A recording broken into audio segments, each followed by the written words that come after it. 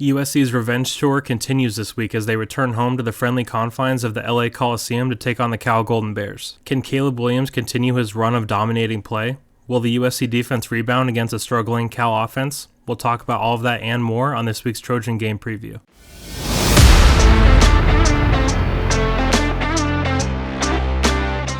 Hey guys, welcome into this week's Game Preview.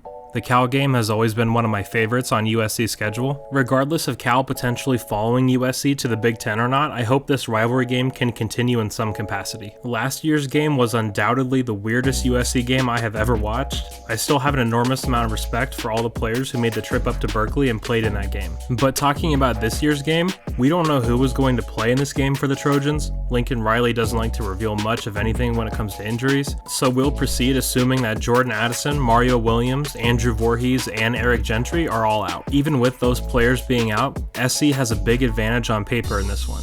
USC currently sits as a 21-point favorite, and I'd be inclined to take USC to cover. So before we get into the video, I released my USC basketball season preview yesterday, so if you're interested, make sure to check that out. Alright guys, now that that's taken care of, let's dive into this preview and meet the Cal Golden Bears, and as always, we'll start with the head coach. We have a familiar face here for Trojan fans. The Cal head coach is none other than former USC defensive coordinator Justin Wilcox. I have always had a very high opinion on Justin as a coach. I like his philosophy and how he coaches his teams. Now, of course, he has a defensive philosophy, and that's definitely where his teams usually excel.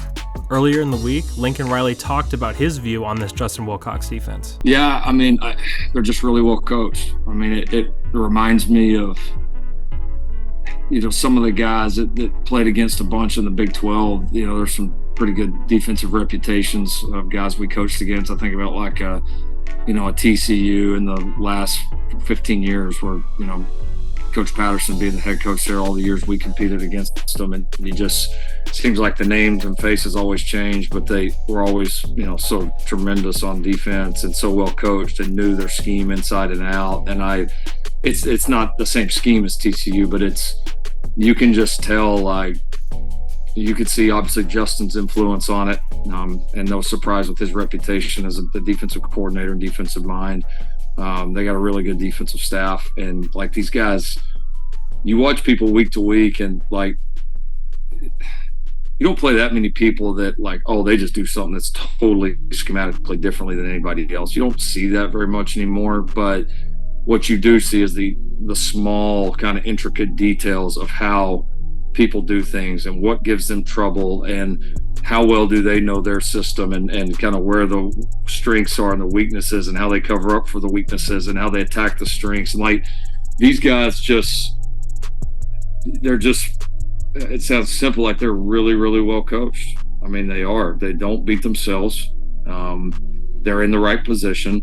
They know the adjustments. You turn on the film and like when people have had a good play or scored a touchdown or had a good drive, more often than not, it's like there was some really good offensive football or like some outstanding individual play. It's not very much, well, the defense just busted this or didn't align to this or didn't handle this coverage well, or it's less mistakes to me on their part and more like it's being earned, which I think is a mark of a good defense. Like they make people earn it if they're going to get it. And that's what stands out. It's not anything not anything schematically. It's just very well. They're very much in tune, very much in sync, and that's typically some of the toughest groups to play against. So as you heard Lincoln talk about there, this defensive coaching staff for Cal knows what they're doing. This Cal defense ranks 4th in the Pac-12 in rush defense. That's usually right around where Justin Wilcox's defenses rank, but the offense for Cal is a much different story, so let's dive in and meet this Cal offense. This is a struggling offense, and that is putting it nicely. They rank 10th in the conference in rushing, 8th in passing, 10th in total offense, and 11th in scoring. Their best performance of the year was against Arizona, where they went off for 49 points. That appears to be a complete anomaly because they haven't shown that amount of explosiveness or anything really close since then. And there are some intriguing players on this Cal offense. Normally we start with the quarterback first, but the best player on this offense is true freshman running back Jaden Ott, so we're going to start with him. He's 6 foot, 205 pounds, and he's an absolute beast. I love his vision, he's physical, he can catch the ball well out of the backfield. He comes into this game with 117 carries for 675 yards and 5 scores. He's also added 24 receptions receptions for 143 yards and 2 touchdowns in the passing game. They love to get him going early, so look for them to give him a few handoffs on the opening drive. They may throw him a screen or a swing just to get him involved in the passing game as well. Now, speaking of the passing game, let's move over to the quarterback position. Jack Plummer is the Cal starting quarterback. When he transferred over from Purdue over the offseason, I was not a fan of this move at all. This was already going to be an offense that was going to struggle to create explosive plays, and Jack is a quarterback that is not known for his deep ball, or even his intermediate ball for that matter. He struggles mightily with pushing the ball downfield. I know most Cal fans would much rather see backup quarterback Kai Milner take over the starting role, but earlier this week, Justin Wilcox confirmed that if healthy, Jack Plummer is the Cal quarterback.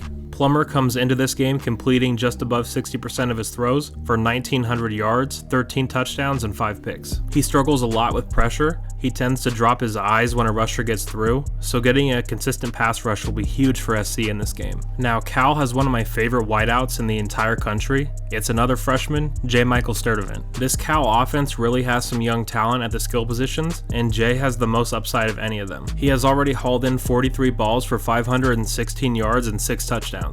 He's 6'3", 205. Mekhi Blackman will have his hands full with this guy. He's a very long strider. I actually think he surprises a lot of people with his speed. It doesn't seem like he's moving that fast, and then all of a sudden he's halfway downfield. Another important playmaker for this Cal offense is junior wideout Jeremiah Hunter. He has been their leading receiver in 6 of their games so far this season. He really does all the little things well. He's a solid route runner, and he'll block downfield as well. Now, the Cal offensive line has proven to be quite problematic for them this year.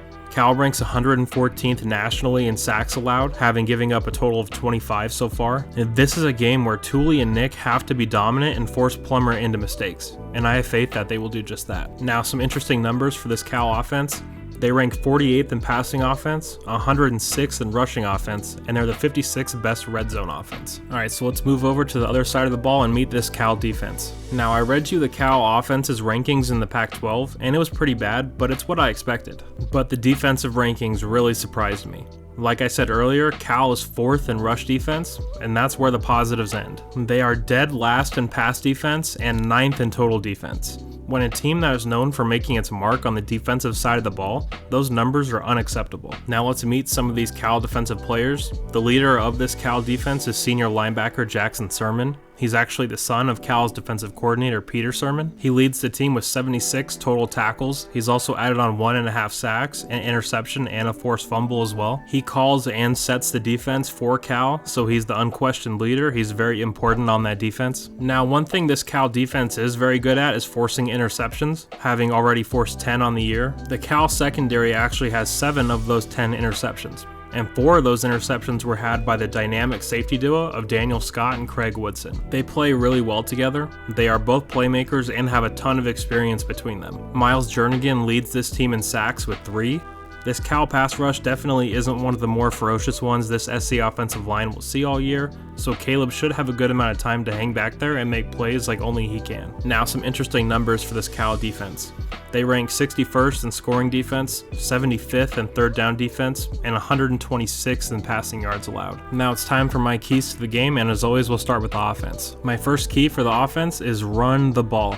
I feel like this offense can get a little pass happy at times, and I hate to see us go away from the run when it's working so well. My second offensive key is score 6s, not 3s. This Cal offense is going to have a really difficult time keeping up with USC if USC puts it into the end zone, and especially with Dennis Lynch's recent struggles kicking the ball, this USC offense needs to take it out of his hands or his foot and put the ball into the end zone over and over. Make this Cal offense have to try to score with you. My last key for the offense is no gifts. This offense has done a phenomenal job of not turning the ball over so far this season, so keep that trend going.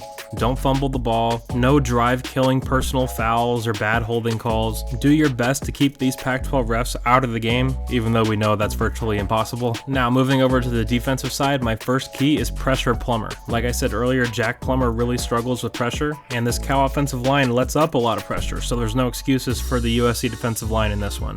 get to the quarterback. My second defensive key is win first down. You don't want this Cal offense to be in 2nd and 2, 3rd and 1 situations. You want them in 2nd and 10, 3rd and 9. You want Jack Plummer to have to throw the ball, because when this Cal offense gets behind the sticks, that's when they really struggle and really make game-changing mistakes. And the last key for the defense for the 2nd week in a row is improved tackling. This USC defense has missed over 40 tackles the last 2 games, and that's a complete contrast from what we saw the first half of the year. So get guys down, tackle Jaden Ott. You don't want him running all over your defense. Alright, so those were my keys to the game. Make sure to let me know yours down in the comments. And now for some final thoughts. So it goes without being said that this is a must-win game for the Trojans. Every game from here on out will be. They have a big talent advantage both offensively and defensively, so I'm really hoping to see USC come out in this game and really flex their muscle. I have USC winning by a final score of 52-20. Make sure to let me know your score prediction down in the comments. Alright guys, that'll do it for this game preview.